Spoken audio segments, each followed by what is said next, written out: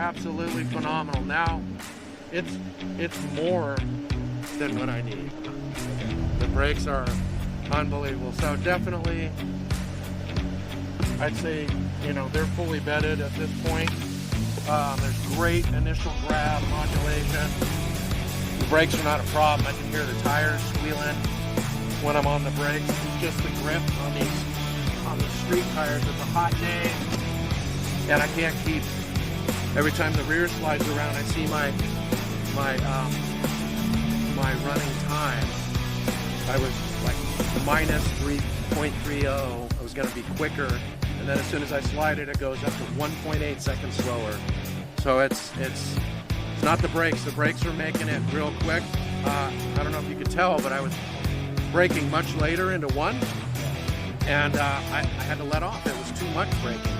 So what a difference.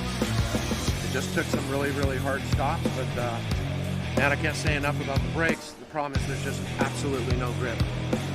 Yep, the rear, it's scary. I felt like I was riding a bull.